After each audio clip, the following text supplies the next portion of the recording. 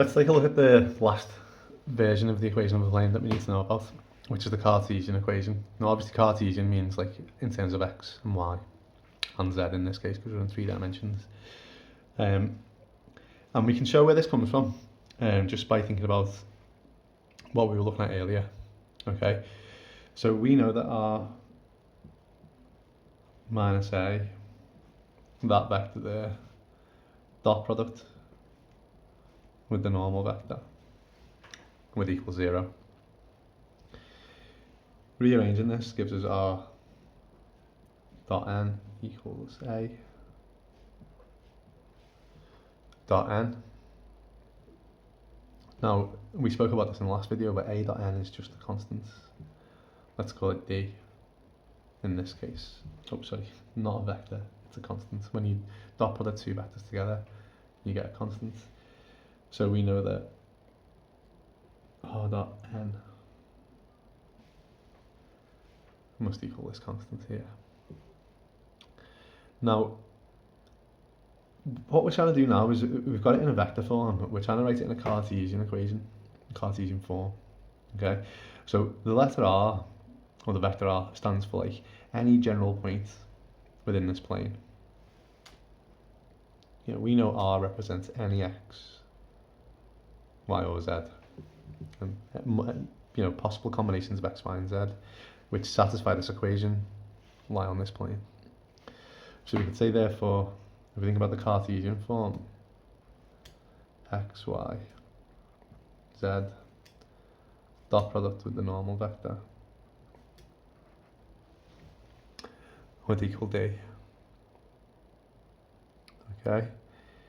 Well, let's just assume that this normal vector here, let's call it ABC. Okay, we haven't got a numerical value. We can do a numerical example in a second, but let's say this normal vector would just be some vector called ABC. So if I'm trying to turn this into a Cartesian equation, the normal vector ABC, the constant d on the right hand side, which was just a dot product between those two things, wasn't it?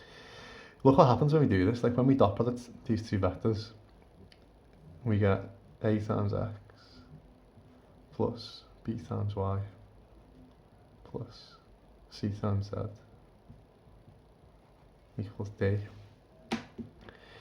And this is something you've already looked at when we were doing matrices. Like, you know that that represents the equation of a plane. But hopefully now we can actually make another really important link, right? These constants, a, b, and c, look at what they represent. Like, once you've written that as an equation of a plane in a Cartesian form, a, b, and c tell us what our normal vector is. Like, this normal vector here is literally just whatever the coefficients are within your plane. You definitely want to highlight this in your notes.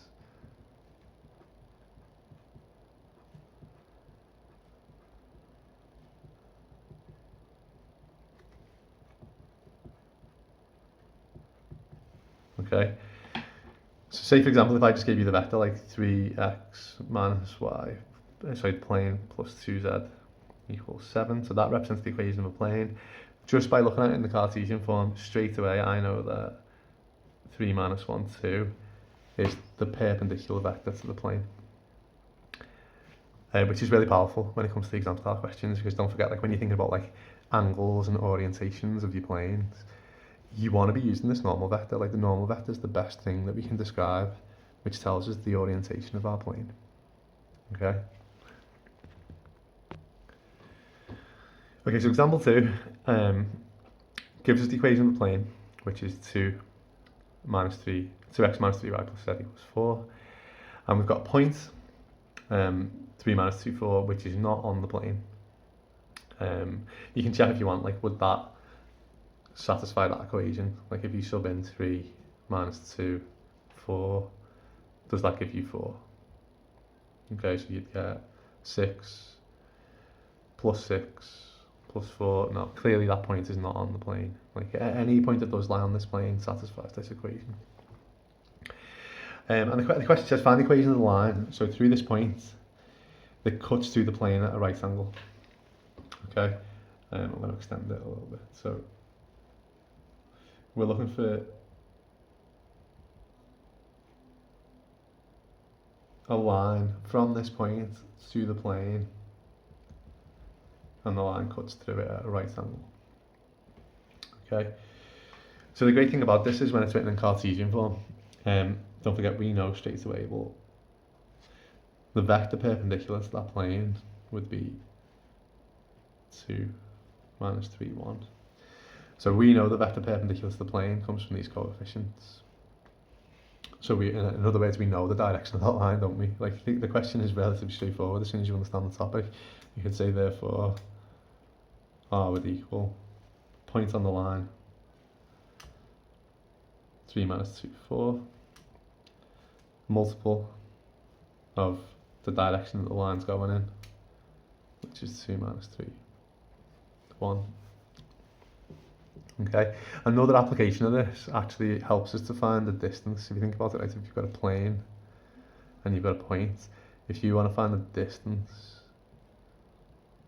between, like the closest distance, not just any distance, like if you've got a point and a plane, if you want to find the closest distance between this point and this plane, we want to hit it at a right angle, don't we? Like when you find the closest distance between things, you travel to them at right angles. So we'll do that in the next example, and we'll see that we find the equation of the line and then find where that line hits that plane. So if we know where the line hits the plane, we can get the distance between these 2 points. Okay, let's try an example. So we're given an equation of a plane and we're given a point. Alright, so what we've got on this question is a plane, which we use capital pi for. And there's a point M, which is 13 minus 3, 10. And the first part says find the equation of the line, which is perpendicular to the plane. So we're looking for a line which hits the plane at a right angle.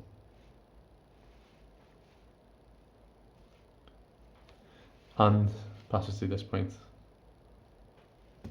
So for part A, we could literally write down R would equal 13 minus 3, 10 plus a constant multiple of this direction, which we can see from the plane, is 3 minus 1, 1.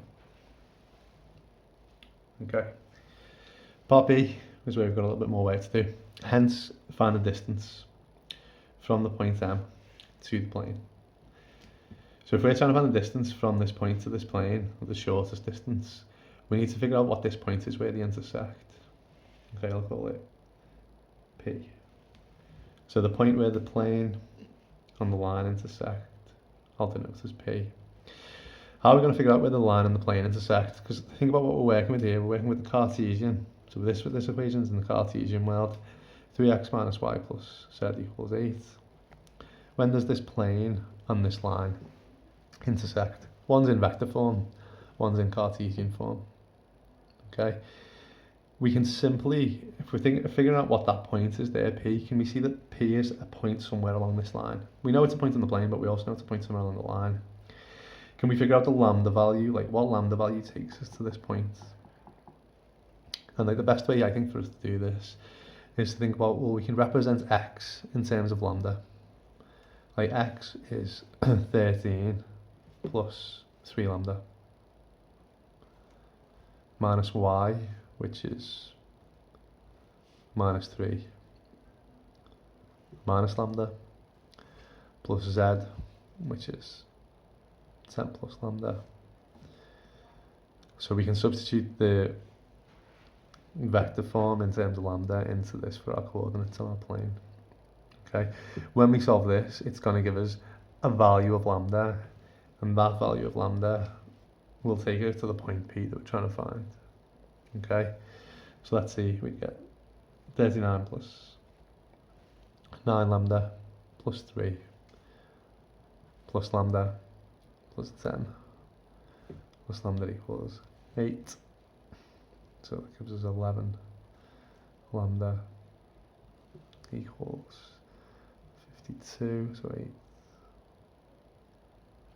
minus 52. 11 lambda would equal minus 44. So lambda equals minus 4. Once we've got that, we're nearly done. Okay, we can figure out what the point P is. So if you think about P would equal 13 minus 3, 10, plus minus 4 lots of 3 minus 1, 1. So the point P itself as a coordinate would be 13 minus 12, so it would be 1, minus 3 plus 4, so that would be 1, and 10 minus 4, so that would be 6. Okay. Once we figure out the points here, 1, 1, 6, we can now figure out the distance between these 2 points. Okay. I've just noticed as well, there is one other way of thinking about this, and it's worth thinking about, like, with this topic, there's sometimes slightly quicker ways of doing things. Like, if we know the point there, M, is 13 minus 310, and we know if we're moving from M to P, we need to do minus 4. Like, if we go back and look at this equation, like if we put minus 4 in here, if you start at that point M and move minus 4 lots of that vector, you end up with P. So the distance between M and P would be just the magnitude of that vector. Like, the magnitude of that vector there is the difference between M and P, isn't it? But I mean, don't worry if you don't spot that. Like, we can just go through the process, can't we? Like, we know what the point M is, we know what the point P is. So if I want to get the distance between those 2 points, let's find the vector from M to P. But let's see what happens when we do this. So if I want to find the vector from M to P, that would give me minus 12. From M to P, that would be 4. And then from M to P, that would be minus 4. But look what happens when I do that. From M to P, it's the same as that there. That's the difference between M and P, isn't it? But I mean, now that we've got this, all we've just noticed it was that straight away. The distance would be the magnitude between them. And we can just use Pythagoras. So that'd be minus 12 squared plus 4 squared plus minus 4 squared. Let me just check what we get for that. Okay, so we get the square root of 176, which is 4 root 11. Okay. I know there's a fair amount of theory going on here, right? But there's a little bit left we've got to do. Like, the next thing we've got to look at is like the angles, how to find the angles between planes and the angles between a line and a plane. And once we've done that, we can like focus on a lot of the exam style questions at the end. Okay, nice one, guys.